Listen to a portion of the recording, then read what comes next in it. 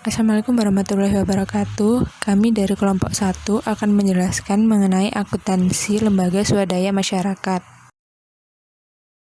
Nama anggota kelompok kami yang pertama ada Sita Ayuningrum NPM 13, Rini Duyanti NPM 55, Natasha Agustin NPM 59, Mary Wahyu Rahmadani NPM 65, Widyadari Huwaida Zulfa NPM 69, dan Nelly Saada Aprilia NPM 185.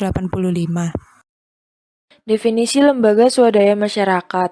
Lembaga swadaya masyarakat atau organisasi non-pemerintah atau non-government organization merupakan organisasi yang dikelola oleh swasta atau di luar pemerintahan.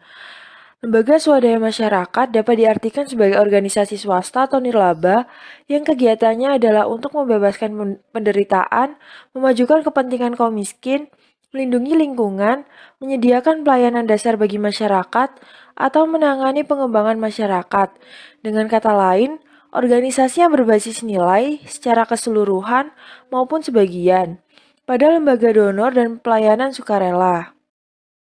Ciri-ciri lembaga swadaya masyarakat atau LSM.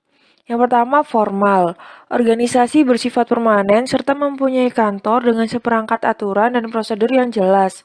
Yang kedua, swasta. Kelembagaan yang berada di luar atau terpisah dari pemerintah. Yang ketiga, tidak mencari keuangan. Direktur atau para pengurus tidak memperoleh keuntungan atau profit dalam bentuk apapun. Yang keempat, menjalankan organisasinya sendiri atau self-governing, yaitu tidak ada campur tangan dari pihak luar. Yang kelima, sukarela, menjalankan derajat kesukarelaan tertentu.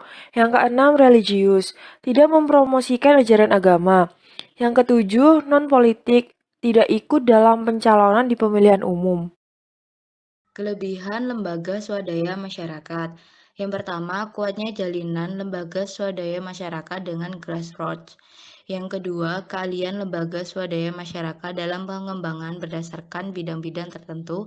Yang ketiga, kemampuan lembaga swadaya masyarakat untuk berinovasi dan beradaptasi. Yang keempat, pendekatannya berorientasi proses pengembangan. Yang kelima, efektivitas biaya lembaga swadaya masyarakat. Yang keenam, lembaga swadaya masyarakat memiliki komitmen jangka panjang dan menekankan pada keberlanjutan. Kelemahan LSM diantaranya yaitu yang pertama, keterbatasan biaya dan keahlian pengelola organisasi. Yang kedua, keterbatasan kapasitas kelembagaannya. Yang ketiga, LSM memiliki keberlanjutan diri yang rendah. Yang keempat, kurangnya komunikasi antar organisasi dan atau koordinasi. Yang kelima, intervensi dalam skala kecil. Dan yang keenam, kurangnya pemahaman konteks sosial ekonomi secara luas. Fungsi LSM yang pertama yaitu sebagai wadah organisasi yang menampung, memproses, mengelola, dan melaksanakan semua aspirasi masyarakat dalam bidang pembangunan, terutama pada bagian yang kerap kali tidak diperhatikan oleh pemerintah. Yang kedua, senantiasa ikut menumbuh kembangkan jiwa dan semangat serta memberdayakan masyarakat dalam bidang pembangunan. Yang ketiga, ikut melaksanakan, mengawasi, memotivasi, dan merancang proses dan hasil pembangunan secara berkesinambungan tidak hanya pada saat itu juga. Yang keempat, LSM juga harus ikut aktif dalam memelihara dan menciptakan suasana yang kondusif di dalam kehidupan masyarakat. Dan yang kelima, lembaga swadaya masyarakat sebagai wadah penyalur aspirasi atas hak dan kewajiban warga negara dan kegiatan dari masyarakat sesuai dengan tujuan yang telah ditetapkan oleh masing-masing lembaga swadaya masyarakat.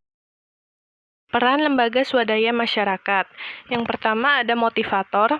LSM bertugas memberikan motivasi bagi masyarakat untuk menggali potensi, menumbuhkan dan mengembangkan kesadaran akan masalah-masalah yang sedang dihadapinya. Yang kedua ada komunikator. LSM berperan sebagai komunikator yaitu sebagai berikut. Yang pertama mengamati, merekam, serta menyalurkan aspirasi dari setiap kebutuhan masyarakat yang akan dijadikan sebagai bahan rumusan kebijakan. Yang kedua ada mengawasi pelaksanaan program pembangunan masyarakat. Yang ketiga memberikan penyuluhan serta menjelaskan program-program pembangunan yang akan dilaksanakan dengan menggunakan bahasa yang mudah dimengerti. Lalu yang ketiga ada dinamisator. LSM bertugas untuk membuat strategi, pengembangan metode program, dan memperkenalkan inovasi di bidang teknologi, serta pengelolaan organisasi yang belum dikenal ke lingkungan masyarakat setempat. Yang keempat, ada fasilitator. LSM bertugas untuk memberikan bantuan teknis dalam setiap pelaksanaan programnya. Kemudian, sifat dan karakteristik akuntansi lembaga swadaya masyarakat. Akuntansi merupakan kegiatan yang mengarah pada pencapaian hasil dalam tingkat tertentu dan bermanfaat bagi kehidupan lembaga swadaya masyarakat tersebut. Di antara lembaga publik lainnya seperti lembaga pendidikan, lembaga kesehatan, dan lain-lain, penerapan akuntansi dalam lembaga swadaya masyarakat sedikit berbeda. Perbedaan tersebut muncul karena lingkungan yang mempengaruhi lembaga swadaya masyarakat berbeda.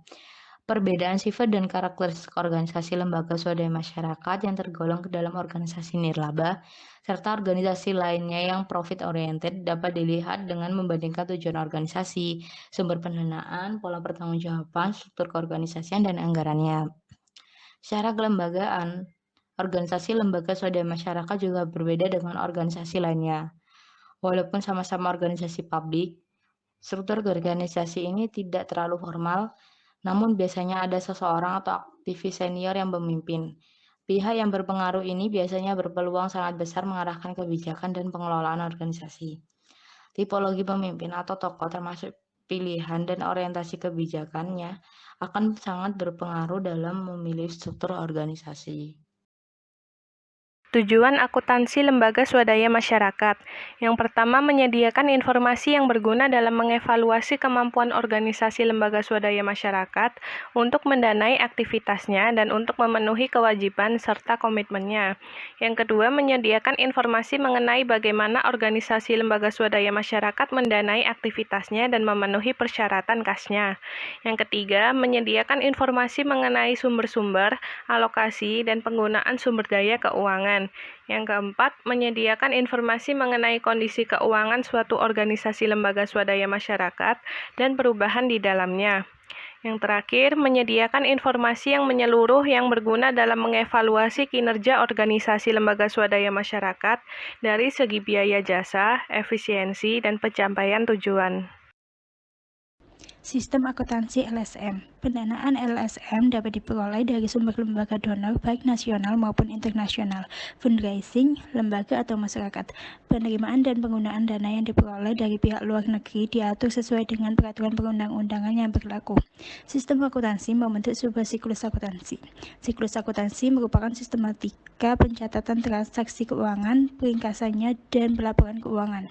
Siklus akuntansi pada organisasi nirlaba termasuk organisasi LSM dikelompokkan dalam 3 tahap, adalah sebagai berikut: perencanaan, pengikhtisaran, dan pelaporan. PSAK nomor 45 tentang standar akuntansi untuk entitas nirlaba. Dasar tuntutan akuntabilitas yang dalam hal ini pertanggungjawaban keuangan terhadap segala aktivitas pada semua organisasi LSM adalah PSAK nomor 45 mengenai pelaporan keuangan organisasi nirlaba. Karakteristik organisasi nirlaba berbeda dengan organisasi bisnis. Karakteristik organisasi nirlaba yang mendasar adalah cara organisasi itu memperoleh sumber dana yang dibutuhkan untuk melakukan berbagai aktivitas operasionalnya. Organisasi LSM ini memperoleh sumber dana dari lembaga donor dan para penyumbang lainnya. Kemudian ada contoh laporan keuangan LSM. Kami mengambil contoh laporan keuangan dari lembaga swadaya masyarakat, yaitu Lingkar Perjuangan Minat Baca Anak Negeri atau disingkat LEMARI.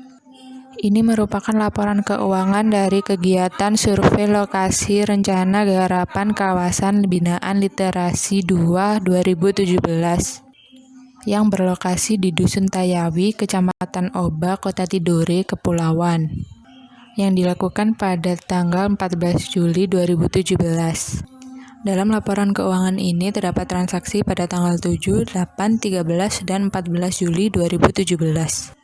Yang keterangannya adalah saldo kas, donasi, beli bensin, sewa kapal motor, sewa mobil, dan lain-lain.